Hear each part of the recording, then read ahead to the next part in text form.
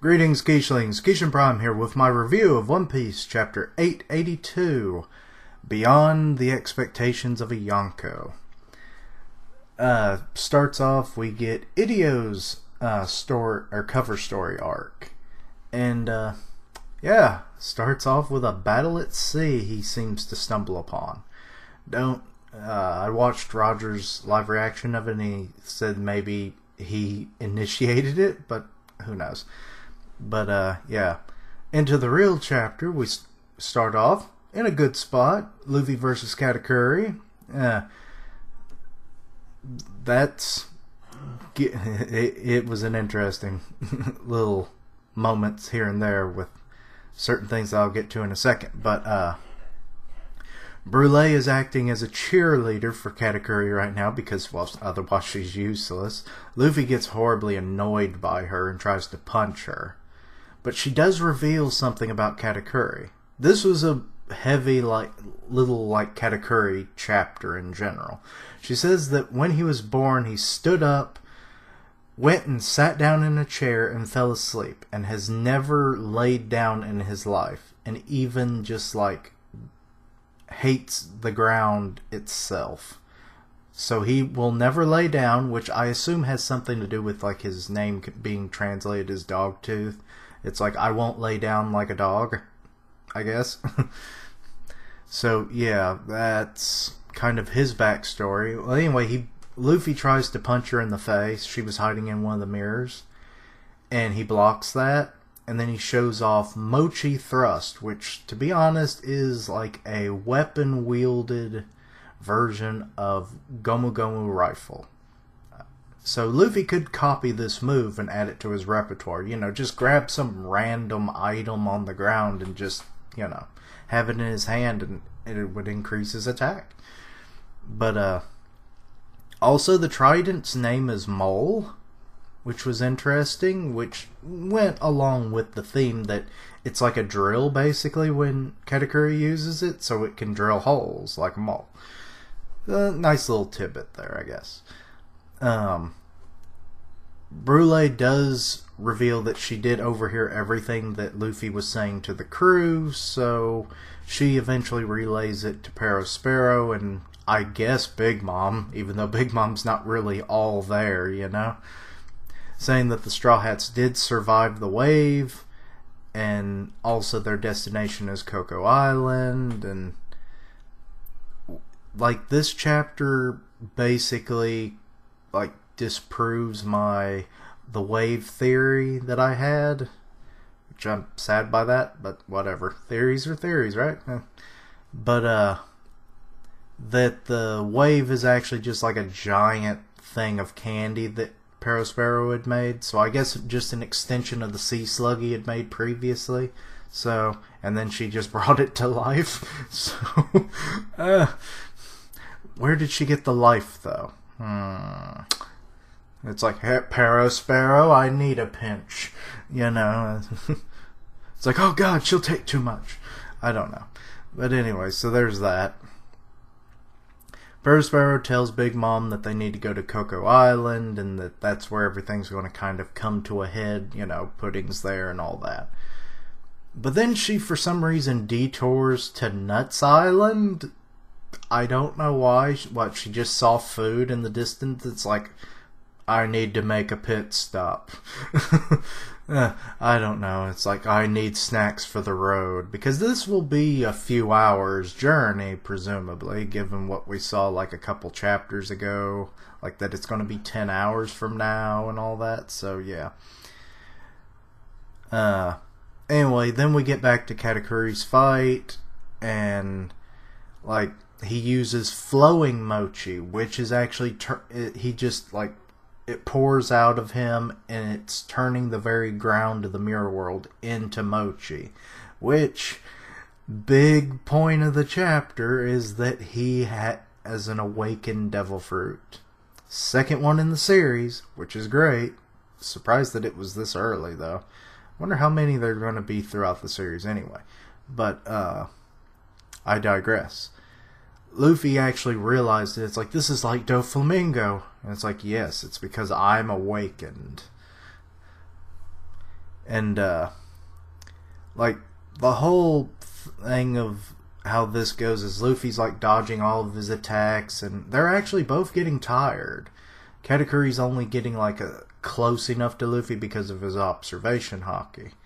But with them both tiring out, I'm not really sure exactly how long this fight's going to last, so there might be either a lot of inaction or just a bunch off screen. You know, we'll see other people doing things. And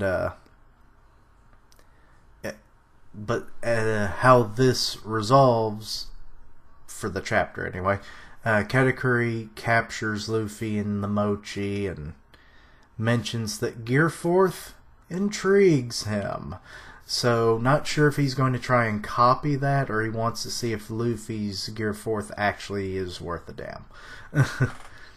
Anyway, we move on. Montdor is just having a bad day all around.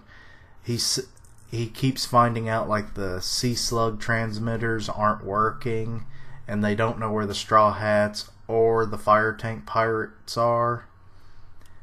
And he's further annoyed by Peckham's crying in the background because he had just found out about Pedro's fate. And it's like, big bro Pedro, no! And it's like, shut up you. And Tamago, a good point of character, is like, I sympathize with his pain.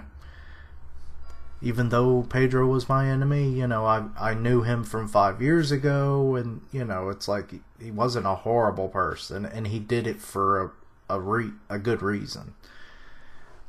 And then Tamago brings up the elephant in the room, and it's not Big Mom this time. Ha ha! They're underestimating the Straw Hats, and it's costing them. I mean, all this damage to the chateau and everything, be it that that's not all the Straw Hats doing, which is actually something that Montdor brings up. And it's like, what? It's all a bunch of accidents. It's like, really? You think all of these are accidents? Well, that's certainly not. Do you think they planned all this ahead? You know? Which would be really good on the Straw Hats' part if they had planned all of this, but there's no way. But anyway, they finally do get a report from Custard, who I'm not sure if that's actually a Charlotte family member or not. We don't know. I don't think we've ever met this character, or if we have, they've never been named and they're just one of the nameless masses in the crowds. Saying that he lost sight of Capone, so he was in charge of chasing down Capone.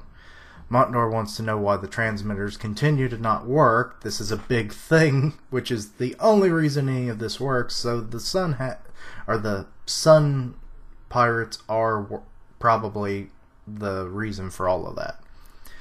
And then we see Capone on his ship, let's see, what was the name of it? Nostra Castello, which, to be honest, is probably in my top 5 ship designs. Excuse me. It's like a mechanical ship, and it seems to have like metal tread wheel paddle wheels on the side, which, ridiculous. How heavy is that boat? With a castle on the back, mind you. So anyway, he's using the opportunity of with there being no Sea Slug transmitters around to make his escape, but he's first making a stop at Coco Island to pick up his wife Chiffon, so he's not abandoning her, which is good. And then another report comes in. This time it's about the Germa assault that they had, and Montdor was happy. It's like, you succeeded in getting the cloning technology. It's like, it's not damaged, is it? And it's like, no, it's not.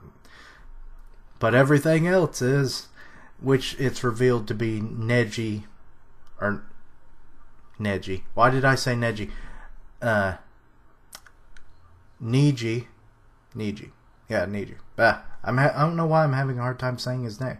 Neji doing like a trick with his voice or some kind of modulator or something to sound like whoever it was that was the main commander for that assault. And we see him standing on a pile of bodies with that big-headed like guy that wears like the bicorn hat. that we saw in the meeting of like all the Big Mom Pirate stuff. No, know his name yet. I don't think. But yeah, he was like holding on to him, and it's like, yeah, everything's fine.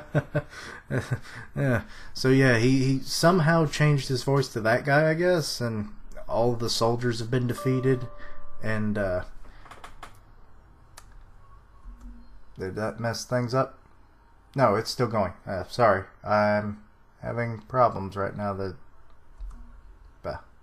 Okay, I think that's all in the background now. Sorry about that. Things were popping up on the computer. But, so all of the Germa are seemingly fine. We don't actually see Judge. And Niji, after they had, found out that the Straw Hats had escaped, he's like, set sail. Get the ships ready. So, there's going to be that. But, so I guess they're heading to Coco Island now. Which... everything's going down at Coco Island, and that whole warning that Pudding told all the citizens is like, don't let anybody enter this factory, okay? They're not going to be able to do a damn thing. So, yeah. And also, I didn't give a score for the review or the live reaction. I'm sorry about that. I was just too elated, I guess. I did that for My Hero as well. But, overall, I'll give this a 4.5. I mean, there was a few things that didn't really, it just kept happening, didn't really care for it to be brought up again, like the slugs not working, so that wasn't really needed. The Germa thing would have been nice if we could have seen that, but then, the whole surprise factor, which is probably what Oda was aiming for, so that's okay, but I gotta deduct a little bit.